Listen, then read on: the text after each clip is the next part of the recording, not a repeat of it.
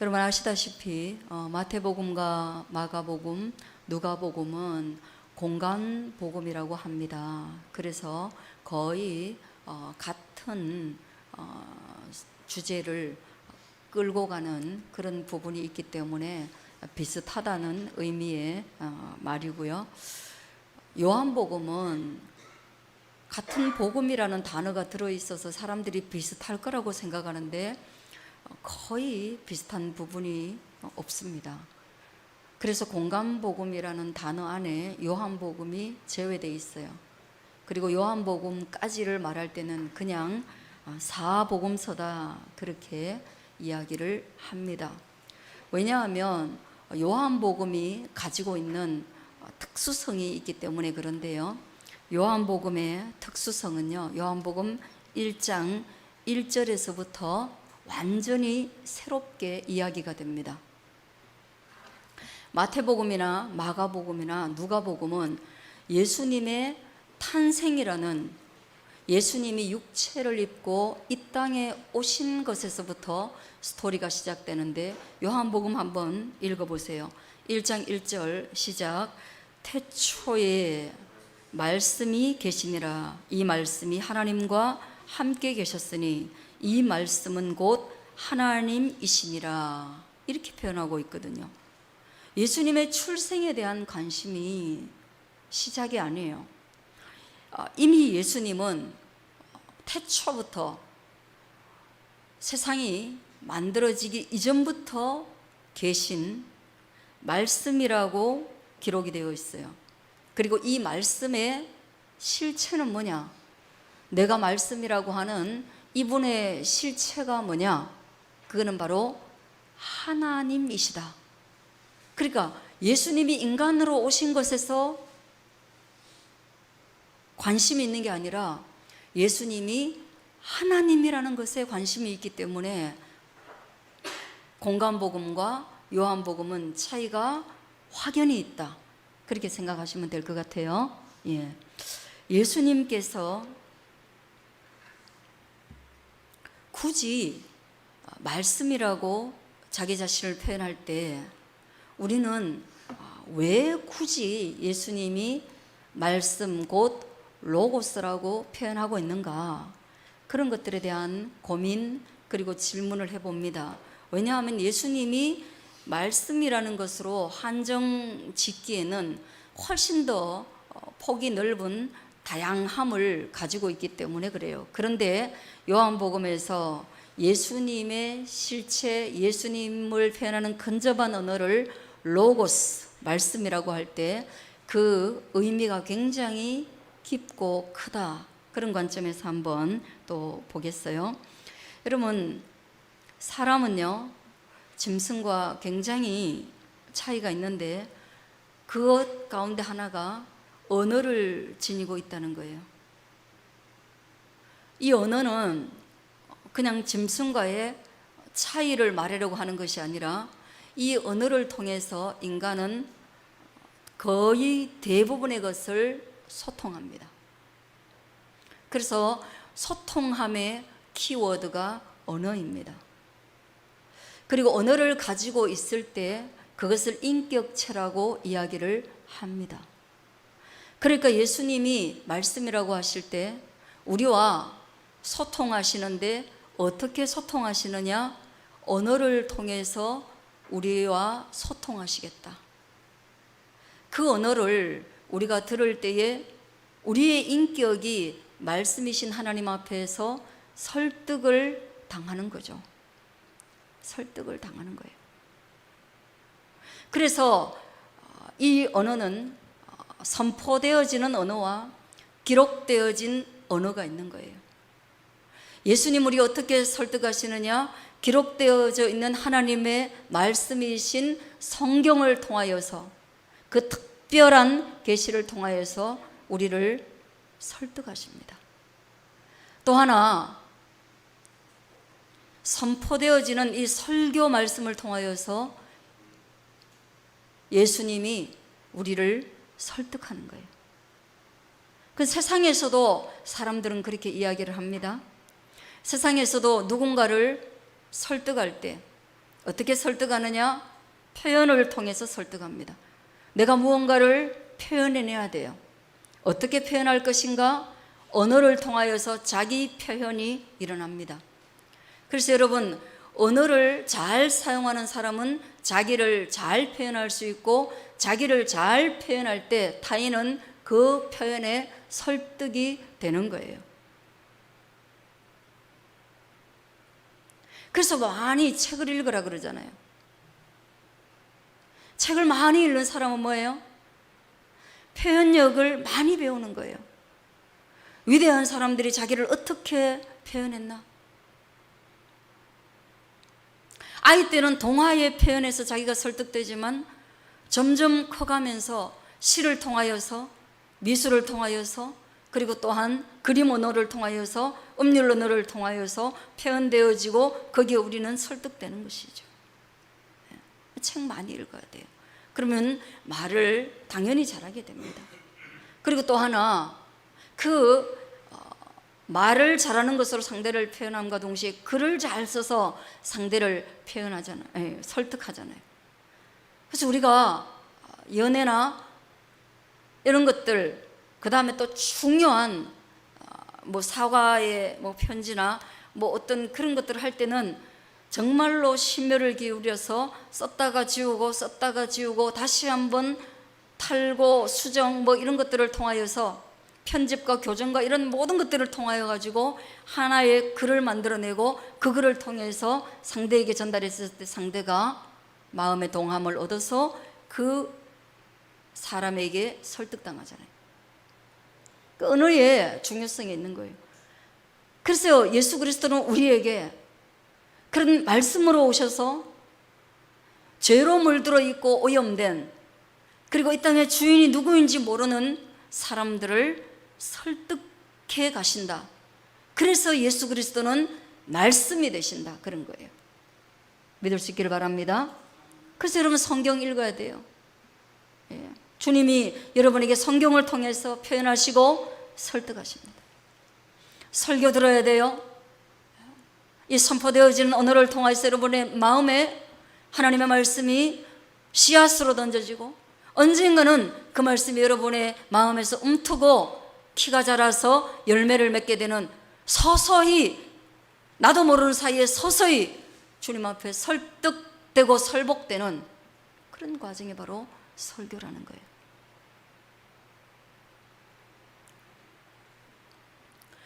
그런 예수님께서 이 땅에 오셔가지고 신성을 말씀으로 드러내시고 우리와 소통하셔서 우리를 하나님의 세계로 불러들이실 때, 요한복음 1장에 보면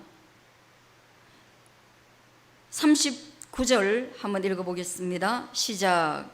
예수께서 이르시되 와서 보라. 그러므로 그들이 가서 계신 데를 보고 그날 함께 거하니 때가 10시쯤 되었더라. 그 다음 요한의 말을 듣고 예수를 따르는 두 사람 중에 하나는 시몬 베드로의 형제 안드레라. 그가 먼저 자기의 형제 시몬을 찾아 말하되 우리가 메시아를 만났다 하고.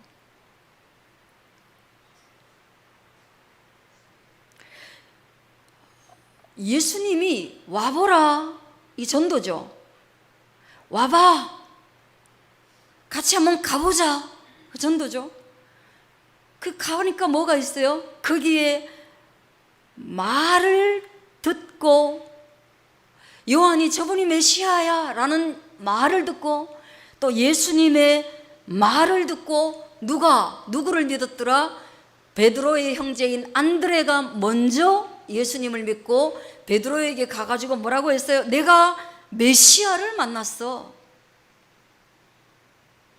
그리고 데리고 다시 가보자 하고 가가지고 예수님께 가서 예수님이 베드로에게 새로운 이름을 주셨죠. 요한복음이 이렇게 기록해 놨는데 우리가 지난주에 봤을 때는 시몬 베드로가 예수님을 어떻게 만났는지 좀 더 그 구체적인 스토리를, 아주 그 드라마틱한 이야기를 말씀하시면서 너는 사람을 낚는 어부가 될 거야, 이런 말을 들었죠. 그죠? 그런 말씀 때문에 변화와 설득이 일어나는 거예요.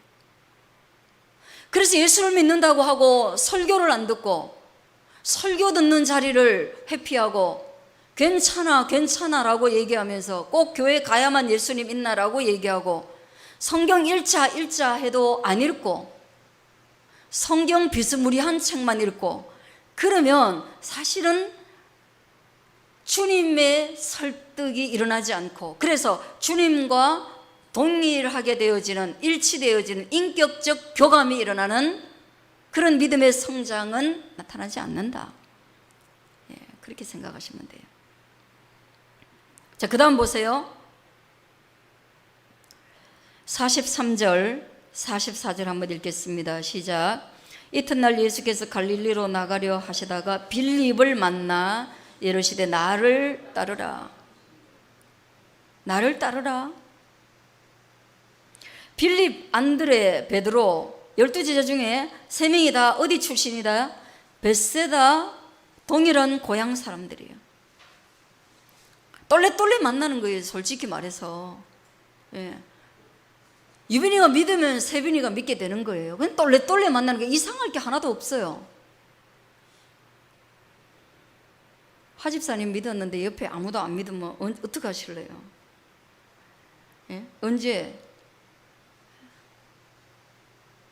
그렇게 해서 확대되는 거예요. 그렇게 해서 가문이 믿게 되는 거예요.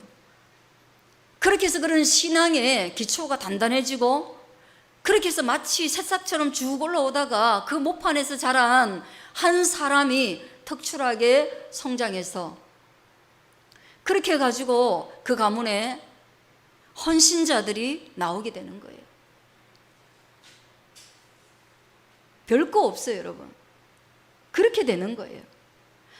그러다 많이 믿고 인프라가 구축되고 나면 사실은 마지막에 나오는 게 집사, 장로, 권사. 인프라가 좋아야 나와요. 믿음의 한 세대가 이제 됐는데 바로 장로 나온다 쉽지가 않아요. 목사는 그렇지 않아요. 목사는 그 집안에 한 명이 믿어도 목사가 될 수 있어요. 뜨겁게 한 사람이 믿어도 목사가 돼요. 선교사도 마찬가지예요. 한 명도 안 믿는데 나는 선교사로 왔어요. 이런 사람은 많아요. 그런데 장로는 그렇지 않아요. 장로는 적어도 35, 40세가 돼야 되기 때문에 그 가문의 인프라가 있어야 돼요. 예. 그다 어떻게 했느냐? 와봐라, 가보자, 말씀 듣자. 그리고 설득되어서 그렇게 된 겁니다. 그리고 빌립이 누구를 전도했습니까? 48절에 한번 보세요. 시작. 나다나엘이 이르되 어떻게 나를 아시나이까? 빌립이 나다나엘을 데리고 오니까 걸어오는 걸 보고 예수님이 보라 이는 참으로 이스라엘 사람이라. 예수님이 만나자마자 너무 지극히 칭찬했는 게 바로 나다나엘인데요. 그 속에 간사한 것이 없도다. 남을 속이는 것이나 자기 이익을 위해서 자기를 포장하는 것이나 자기를 확대 해석하는 것이나 축소해서 말하는 것이나 그런 게 없다는 거예요. 간사함이 없다는 거예요. 진실하다는 거예요. 그 깜짝 놀라죠.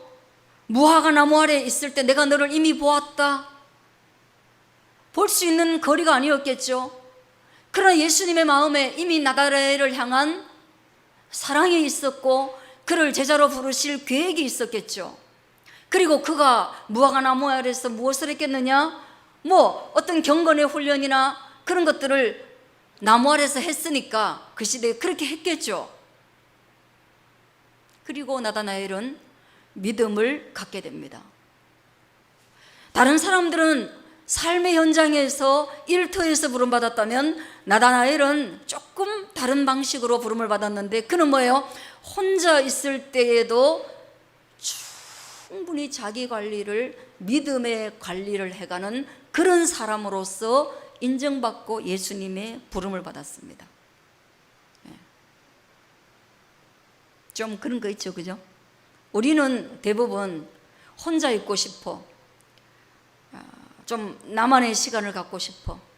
그래가지고 우리가 나만의 시간을 갖게 되면 대단히 거창한 것을 할 수 있을 것처럼 내 방을 가지고 싶고 내 차도 가지고 싶고 내 명의에 뭘 가지고 싶어 어떤 나만의 어떤 소유를 얻고 싶어 하는데, 그런 시간에 소유가 주어지고 나면 기본적으로 대부분 무슨 일을 먼저 하느냐?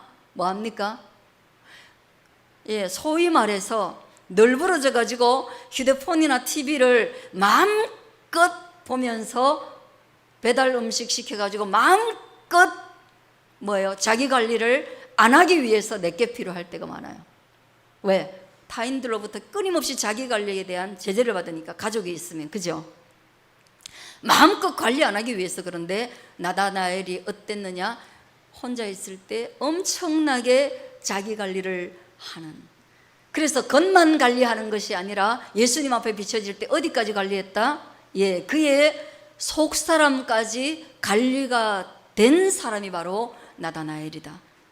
저 여러분이 12제자 중에 굉장히 능력 있는 사람, 바울 같은 사람에 대한 우리의 갈망과 희망이 있지만, 그러나 이 조용한 제자인 나다나엘, 이 사람, 겉사람과 속사람을 관리하는 이 사람을 또한 우리의 모델로 삼게 되어지기를 주의 이름으로 축복합니다. 주의 이름으로 축복합니다. 조금 내성적인 분들은 이런 성향의 제자의 걸음을 따라가는 거 충분하겠어요.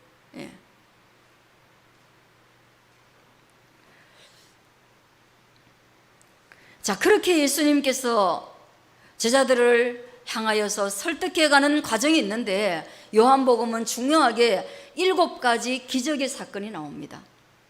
예수님이 자기를 하나님의 아들이다, 나는 태초부터 있었다, 마리아와 요셉의 육체만을 통하여서 이 땅에 온 자가 아니다, 공생애의 삶을 시작하기 위해서 너희가 믿음의 주요 온전케 하시는 이로 바라봐야 될 그분이 바로 하나님의 아들 예수 그리스도이신데, 그 예수 그리스도이심을 설득하기 위해서 7가지 기적을 사용하셔가지고 이걸 바로 표적이라고 그랬어요. 기적이 목적이 아니라 예수님이 하나님의 아들, 인간과 다른 존재, 인간으로 오셨지만 다른 존재라는 것을 알려주기 위해서 기적을 사용한, 그걸 가리켜 성경은 이적, 표적이라고 얘기합니다. 그 7개를 썼는데 그 7개마다 굉장한 의미가 있죠. 어떤 하나님의 속성, 어떤 신성, 너희가 무엇에 설득되기를 원하는지 정확하게 그 안에 내용이 담겨져 있는데, 그 첫 번째 기적이 바로 가나의 혼인잔치에서 일어난 기적이에요. 우리가 무엇을 믿어야 할까? 내가 하나님의 어떤 것에 설득되고, 그리고 내 인생 다 들여서 그 설득된 삶의 루트를 따라갈까? 그래요. 내용은 너무 잘 아니까 말씀드릴 필요가 없죠. 결혼식에서 일어난 일입니다.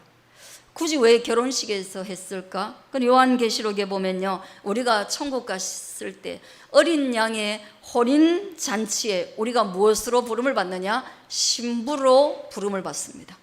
신부로 초대를 받아요. 그래서 우리 모두는 예수님이라는 한 신랑에게 우리는 모두가 다 신부로, 성도, 신부로 초대된 존재들입니다. 그러므로 굳이 의도적으로 혼인잔치에서 어떤 사건이 일어나고 그 잔치에서 예수님께서 생명의 포도주를 주심으로 말미암아 뭐예요? 예수님이 우리 모두의 신랑이 되신다라는 것을 알려주고 있는 것입니다. 이 설교가 끝났을 때는 그것을 믿을 수 있는 저와 여러분 되기를 바랍니다. 보세요. 잔치가 벌어졌는데 예수님도 계시고 어머니도 계셔요. 어머니의 이름은 마리아입니다. 제자들도 그 혼례에 청함을 받았어요. 초대장을 받았습니다. 이 혼인잔치가 하루 이틀, 그리고 우리 지금처럼 20-30분 만에 끝나버리면 거기에서 어떤 이슈 또는 어떤 이벤트가 일어나도 우리가 그냥 아이고 금방 끝날 텐데 넘어가자 이렇게 말할 거예요. 근데 유대의 옛 혼인잔치는 한 일주일간 벌어진대요. 우리나라도 여러분이 태어나기 이전에 혼례는요, 일주일까지는 아니어도 아주 긴 시간 이루어집니다. 뭐 혼인하는 것도 그렇지만 가마 타고 왔다 갔다 하는 것도 그렇고, 제가 아주 어린 날 기억나는 가마 타고 온 신부, 그래서 그 가마를 막 따라다니고 그 신부 얼굴 한번 보려고 가마 주변에서 막 가마꾼들이 걷지도 못할 정도로 우리 아이들이 막 쫄랑쫄랑 따라다녔습니다. 그리고 그 얼굴이 잘 안 보여가지고요, 그 문 앞에서 탁 내리자마자 방으로 들어가 버리거든요, 신부가. 그럼 어떻게 해요? 그 신부 얼굴 보려고 막 있잖아요, 막 설레이는 마음으로. 왜냐? 시골에는 신부 화장, 그리고 신부의 그 웨딩 드레스는 아닌데 그 옷 입은 거, 그 이름이 있을 거예요. 그 옷 입은 거요, 그런 화려한 옷이 없어가지고 그렇게 나타나면 아무리 못생긴 신부도 다 예뻐요. 다 예뻐요. 연지곤지 찍고. 그래 엄마가 그 방에 뭘 차려주러 들어가면 좀 어린 아이들은 엄마 치마 붙잡고 막 들어가가지고 그걸 보고 밖에 나와가지고 뭐예요? 중계를 해요. 신부가 어떻게 생겼더라? 자기를 보고 웃더라? 그 다음 이쁘더라? 뭐 하더라? 막 중계를 해요. 그러면 궁금증이 더 커져가지고 첫날 밤만 문구멍으로, 창호지 문구멍을 뚫어가지고 뭐 보는 것이 아니라 그때부터 이미 보고 싶어서 난리도 아니에요. 맞죠? 예, 그거 재밌어요. 그러니까 하루 만에 끝나지 않습니다. 그죠? 예. 그때 만일에 여러분 포도주가 떨어졌다, 우리나라 술이 가지는 의미보다 훨씬 커요. 포도주가 떨어졌다, 아주 심각한 사태가 벌어진 겁니다. 근데 그 예수님의 어머니인 마리아가 이야기를 합니다. 예수님께 포도주가 없다. 포도주 없습니다. 아직 많이 남아있나 봐요. 예수님이 말씀하십니다. 여자여 나와 무슨 상관이 있나이까? 내 때가 아직 이르지 아니하였나이다. 기가 막힌 이야기를 합니다. 내 때가 이르지 않았다. 예수님이 뭔가를 해야 될 예수님의 때가 아직 아니다. 된 것 같은데 아니다라고 말씀하시네요. 사실은 됐거든요, 결과적으로 보면. 그런데 굳이 이런 말씀을 하시고, 그리고 마리아에게도 여자요라고 이야기를 합니다. 저는 사실 이 부분에 대해서 수많은 설교를 들어왔고 믿음을 테스트한다는 말도 들어봤고 이 여자라는 단어가 최극존칭의 마담이라는 단어라는 얘기도 들었고 저도 그렇게 설교를 해왔고, 그리고 오늘 본문 앞에서 또다시 여러분과 의논해 보지만 사실은 여기에 대해서 저는 명확하게는 아직 마음에 설득되지 않은 부분이 있습니다. 설득되지 않은 부분이 있어요. 어린 날에는 그저 위대한 사람들이 써놓으면 바로 설득이 됐었는데 이제는 뭔가 좀 궁금증이 더 있어서 이 표현 아래에 있는 예수 그리스도의, 예수님의 저의를 사실은 아직 마음으로 다 깨닫지 못했어요. 그런데 중요한 것은 그렇게 말씀하셨지만 예수님은 자기의 때가 이르면 할 거라는 의도인데 끝내는 하심으로 말미암아 자기의 때를 시작하셨다. 이걸 저와 여러분이 믿을 수 있게 되어지길 바랍니다. 내 때가 아니라고 하고는 그 때를 하셨어요. 이루셨어요. 그러므로 그 때는 시작된 것입니다. 나와 상관이 없다라고 말했지만 상관 있으셨어요. 그래서 예수 그리스도와 이 혼인잔치는 상관없는 것이 아니라 계시록에서 말하는 것처럼 극도로 아주 깊이 상관이 있는 거예요. 네. 그래서 제 개인이 그저 추정하기는 이 육체의 혼인잔치와 별로 예수님은 상관이 없다라고 말씀하시면서 육체의 혼인잔치에서 떨어진 포도주를 공급해 줄 의무는 없지만, 그러나 새로운 예수 그리스도의 때요, 새로운 예수님의 상관관계는 뭐냐? 그건 바로 영적 혼인잔치에 대한 예수 그리스도의 때와 영적 혼인잔치에 대한 예수 그리스도의 신랑 되심 상관관계는 나는 가지고 있다. 그런 새로운 해석을 제 개인적으로 한번 덧붙여 보는 것입니다.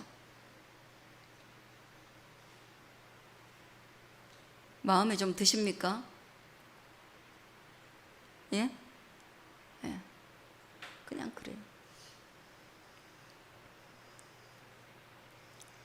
그래서 예수님은 잔치집에 신랑이 되셔서 물이라는 아무것도 아닌 매개체를 포도주 곧 생명의 양식이신 신랑이 신부에게 헌신하기 위하여서 포도주 한 잔을 먹으면서 우리나라 결혼식에도 있는 것처럼 합한주 이렇게 먹고 하는데 유대 땅의 포도주를 먹으면서 무엇을 말하느냐? 내가 당신을 향하여 이제는 죽을 때까지 헌신하겠다라는 언약이 물이 포도주가 되는 것을 통하여서 신랑이신 예수 그리스도가 신부인 성도 저와 여러분을 향하여 죽을 때까지 내가 생명을 들어 너를 사랑하겠다라고 고백하는 그 상관관계가 이루어졌다 믿으시기를 축원합니다. 헌신해. 이게 뭐냐? 한번 따라하기. 검은 머리 팥불이 될 때까지 사랑하겠습니다. 이거는 뭐예요? 예, 이 결혼 서약은 뭐예요? 헌신에 대한 서약입니다. 내가 죽을 때까지 당신에게만 사랑을 바치겠다는 거예요. 예, 사랑은 엄청난 헌신을 요구하니까. 근데 어느 날 바람이 나가지고 온 시간과 온 물질과 온 체력을 다 다른 여자에게 바치면 되겠어요? 예? 미치지 않고 있어요. 그렇게 할 수 있겠어요? 그 헌신의 약속을 깨는 거죠. 그러나 예수님이 물이 포도주가 되게 하셨을 때는 그 헌신의 약속을 지키겠다라는 말씀을 하고 있는 것입니다. 할렐루야, 할렐루야. 예, 저는 그걸 보여요. 그걸 보는 거예요.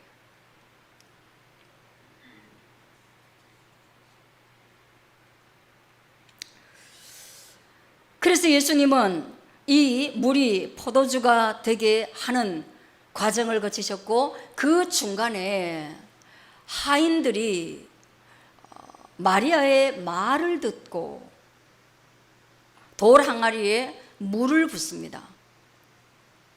근데 희한하죠. 마리아가 원래는 예수님이 거절하시면 마리아는 별말 안 했어요. 왜냐하면 마리아가 예수님을 키울 때 보통 그냥 아들로 키우진 않았어요. 그리고 예수님이 12살 때부터 벌써 자기 엄마한테 막 이렇게 말을 할 때 마리아가 아들의 말로 듣는 것에서 그치지 않고 그 마음에 뭔가를 새겨놨어요. 어떤 걸 새겼어요? 예, 천사가 자기에게 와서 예, 인류의 메시아 구원자가 온다라는 것을 말씀으로 들었기 때문이죠. 그런데 굳이 이때는 그 말씀을 듣지 않고 무슨 마음의 믿음과 확신이 있었는지 예수님은 노라고 답변하셨는데 가가지고 뭐냐 하인들한테 딴 말을 합니다. 야, 예수님이 뭐라고 하든지 간에 그 말에 순종해라, 그렇게 얘기했어요. 이 본문도 어떤 주석가들은 하인들에게 믿음이 있었다, 순종의 믿음이 있었다 말하는데 저는 그냥 그거는 하인은 원래 그렇게 해야 된다, 아니면 해고다. 저는 좀 그런 의미가 더 있습니다. 그 당시에 하인이라는 것은 뭐 이 물이 포도주가 되게 할지 또는 마리아 마음속에 어떤 믿음이 있었는지 전혀 소통하지 않고 말했기 때문에 하라면 하는 존재였을 가능성이 훨씬 높다. 저는 그냥 그렇게 생각을 합니다. 그래서 그걸 그냥 그대로 따라 했는데 기적적으로 그 물을 떠서 잔치집에 펼쳐줘라. 그랬을 때는 조금 의미가 다릅니다. 물을 채우는 데까지는 하인이 그냥 자유롭게 아무리 하인이어도 그냥 할 수 있는 일이지만 물을 떠가지고 손님들 상에 포도주를 나눠주듯이 쭉쭉 나눠줘라 이랬을 때는 하인들도 짐승이 아니고 사람인데 그게 편했겠냐, 그 생각은 한번 해봅니다. 그 생각은 해봅니다. 그러면 이 하인들이 어떤 마음을 품었을까? 이 하인들이 아주 좋은 극도로 좋은 하인이거나 이 하인들에게 어떤 감동이 있었거나 그런 것이 있지 않았겠느냐. 쉬운 일은 아니었을 것이다. 그리고 포도주가 되었습니다. 물이 포도주가 되었습니다. 따라하겠습니다. 새로운 창조. 물이 포도주가 되는 것은 생명이, 포도주가 생명을 상징하는데 새로운 생명으로서 우리를 이끌어가겠다라는 우리의 신랑 예수 그리스도의 이끌음이 여기에 드러나는 거예요. 저와 여러분은 발과 발목에 힘을 얻고 새로운 피조물이 되어서, 새로운 생명이 되어서 이제는 예수 그리스도를 향하여 나아가게 되는 줄로 믿습니다. 그 믿음을 가지고 저와 여러분이 예수의 그 헌신에 참여할 수 있기를 바랍니다. 그리고 그 헌신하시는 예수님 앞에서 포도주를 먹고 마시는 것을 하십시오. 즐기십시오. 혼인잔치입니다. 우리가 예수 믿는 것은 잔치입니다. 즐기십시오. 교회를 즐기십시오. 신앙을 즐기십시오. 믿음을 즐기십시오. 그리고 결단하십시오. 이 즐거운 혼인잔치에서 내가 신부가 되어서 나도 이제는 순결을 지키겠다라고 주님 앞에 저와 여러분도 한번 서약할 수 있게 되어지기를 바랍니다. 그걸 요청하시는 거예요. 그래서 인생을, 믿음을, 구원의 삶을 기뻐하고 즐길 수 있는 저와 여러분 되어지기를 바랍니다. 그게 바로 결혼의 의미예요. 그리고 난 뒤에 또 하나의 결혼의 의미, 에베소서가 말하는 것처럼 굳이 예수님께서 이 결혼을 통하여서 우리에게 하시려고 하는 거 한번 따라해요. 둘이 한 몸을 이룬다. 예수님과 우리는 뭐예요? 나누어질 수 없는 한 몸입니다. 그런 영적 세계로의 초대예요. 그 예수님께서 육체의 결혼은 뭐예요? 나누어지면 안 된다는 영적인 세계를 담고 있지만 그러나 나누어질 수 있는 조건이 있는데 그건 뭐예요? 한 몸을 파괴했을 때는 예수님이 그냥 이혼 증서를 가지고 가서 이혼해라 이랬거든요. 한 몸이 아니라고 생각하기 때문에 딴 사람과 한 몸을 이루었으니까 그거는 법적으로 이혼 안 해도 사실은 깨지는 거예요. 깨지는 거예요.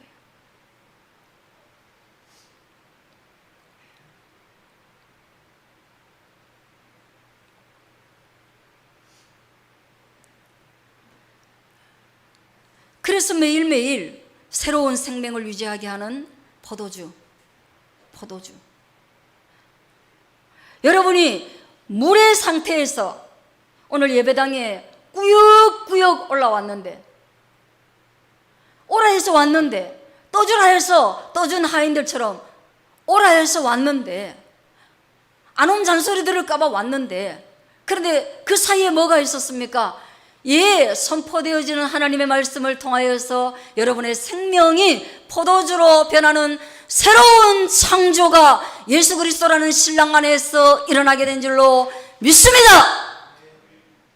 그 과정이 예배예요. 그럼 얼마나 우리가 기쁘겠어요? 안 기쁠 수 있나요? 예배 드리고 난 뒤에 안 기쁠 수 있나요? 예배 제가 마치려고 하면 여러분 어때야 됩니까? 손 들고 말해야 돼요. 조금만 더 해주세요. 한번 해봐요. 누가 할 수 있겠노? 세빈아 니밖에 없다. 해보세요. 예? 그렇죠. 그렇게 해야 돼요. 사실은 초대교회는 그랬어요. 조금만 더 해주세요. 이러니까 자꾸 밤새워 얘기를 한 거죠. 예수님도 때가 막 지난데도 한 거죠. 여러분 물이 포도주가 되고 허물어던 인생이 세워지는데 어떻게 여러분 빨리 맞춰주세요, 빨리 맞춰주세요 이럴 수가 있겠어요? 조금만 더 해주세요, 조금만 더 해주세요, 조금만 더 해주세요. 그러는 게 바로 예배당인 거예요.